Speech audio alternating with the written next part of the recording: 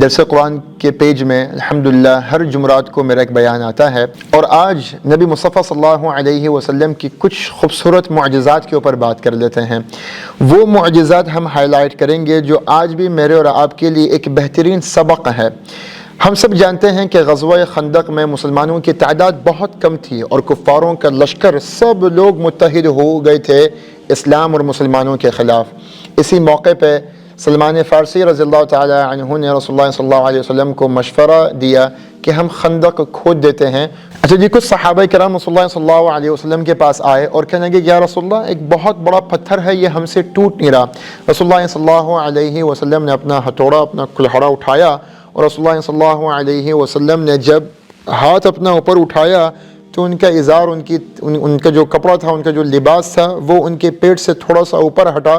تو صحابہ کرام نے دیکھا کہ رسول اللہ صلی اللہ علیہ وسلم نے بھوک اور پیٹ کے درد سے اپنے پیٹ میں رسول اللہ صلی اللہ علیہ وسلم نے پتھر باندھے ہوئے تھے۔ کئی دن گزر گئے تھے، رسول اللہ صلی اللہ علیہ وسلم نے کچھ کھایا نہیں تھا۔ حضرت جابر رضی اللہ تعالی عنہ نے یہ منظر دیکھا، اپنی اہلیہ کے پاس گئے اور کہنے لگے کہ کیا کچھ کھانے کو ہے؟ تو ان کی اہلیہ نے کچھ کھانے کے لیے تیار کیا اور حضرت جابر رضی اللہ تعالی عنہ کو کہا کہ جاؤ رسول اللہ صلی اللہ علیہ وسلم کو بلا لو، ممکن یہ ہے کہ 2 سے 3 لوگ رسول اللہ صلی اللہ علیہ وسلم کے ساتھ آ سکتے ہیں۔ جیسے ہی حضرت جابر رضی اللہ تعالی عنہ رسول اللہ صلی اللہ علیہ وسلم کے پاس گئے اور کہا یا رسول اللہ آئیں، گھر میں کچھ کھانا بنا ہے، کچھ تناول فرما لیجئے۔ جب رسول اللہ صلی اللہ علیہ وسلم نے حضرت جابر رضی اللہ عنہ کی یہ دعوت نامہ سنا تو رسول اللہ نے تمام صحابہ کو کہنے لگے کہ مبارک ہو، مبارک ہو، تم سب کی دعوت حضرت جابر نے کر دی ہے۔ کہاں کھانا 3 لوگوں کے لیے بنایا تھا، کہاں 3000 مسلمانوں کے لشکر کو رسول اللہ صلی اللہ علیہ وسلم نے حضرت جابر رضی اللہ تعالی عنہ کی گھر میں دعوت دے دی۔ حضرت جابر رضی اللہ تعالی عنہ اور ان کی اہلیہ کنفیوز بھی ہوئے، پریشان بھی ہوئے کہ یا اللہ یہ تو بہت امبیرسمنٹ ہوگی، ہمارے پاس تو اتنا کھانا ہی نہیں اور اتنے صحابہ، اتنے مسلمان آ رہے ہیں، ہم کیسے یہ کھانا دیں گے؟ رسول اللہ صلی اللہ علیہ وسلم نے کہا کہ تم برتن نہ کھولنا، بس برتن سے نکالتے رہنا اور انشاءاللہ تعالی کھانا سب کے لیے کافی رہے گا۔ اس موقع پہ یہ معجزہ ہوا کہ جو کھانا 3 لوگوں کے لیے بنایا گیا تھا، 3000 مسلمانوں نے پیٹ بھر کے وہ کھانا کھایا۔ یہ رسول اللہ صلی اللہ علیہ وسلم کا معجزہ تھا، اور یہ سبق میرے اور آپ کے لیے آج کے زمانے میں یہ ضرور ہے کہ جو مہمان آپ کے گھر پہ آتا ہے وہ اپنا نصیب خود لے کے آتا ہے۔ اللہ رب العزت آپ کے دسترخوان کو وسیع کرے گا، اللہ رب العزت آپ کے رزق کو کشادہ کرے گا، اللہ رب العزت آپ کے رزق میں کبھی تنگی نہیں آئے گی جب آپ مسلمانوں کا اکرام کریں گے، دعوت کریں گے، گھر والوں کو بلائیں گے، رشتہ داروں کو بلائیں گے، آس پاس جو آپ کے پڑوس ہیں، جو نیک لوگ ہیں، ان کو بلائیں، اپنے دسترخوان کو کشادہ کریں، ساتھ مل کے کھائیں۔ اس مشکل حالات میں ہمیں نہیں پتہ کہ ہمارے پڑوس میں، ہمارے برابر میں کون ایسا شخص ہے جس نے کتنے وقت سے کھانا نہیں کھایا ہو۔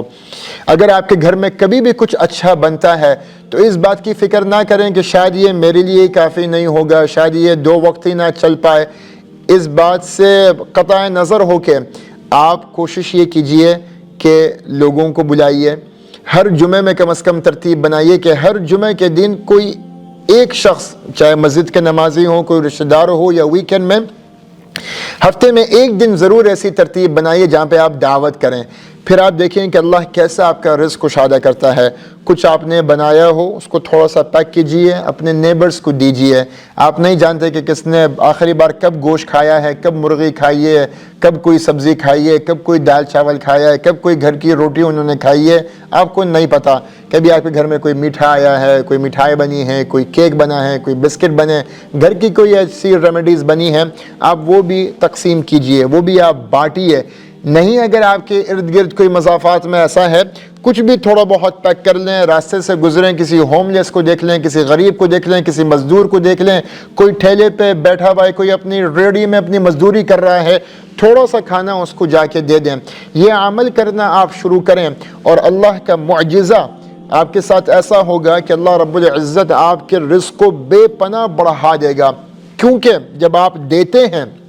جب آپ خدمت خلق میں اپنا مال اپنا وقت خرچ کرتے ہیں تو آپ وہ اپنی جیب سے نہیں کرتے، وہ آپ اللہ کی جیب سے کرتے ہیں۔ اسی لیے اللہ رب العزت قرآن میں جب بھی ہمیں کہتا ہے نا وَأَنفِقُوا، تو اللہ کہتا ہے کہ خرچ کرو، مگر جب اللہ خرچ کرنے کی تلقین کرتا ہے تو اللہ کہتا ہے وَأَنفِقُوا مِمَّا رَزَقْنَاكُمْ، تم خرچ کرو اس میں سے جو میں نے تم کو دیا ہے۔ تو جو اللہ نے دیا ہے آپ کو، آپ اس میں سے خرچ کریں، اللہ آپ کو مزید دے گا، آپ کا رزق کشادہ ہوگا، آپ کی زندگی میں خیر و برکتیں ہوں گی۔ اللہ تعالیٰ مجھے اور آپ کو اس پہ عمل کرنے کی بھرپور توفیق عطا فرمائے۔ سوشل میڈیا پر سب سے قدیم اور سب سے ریلائبل برانڈ درس قرآن.com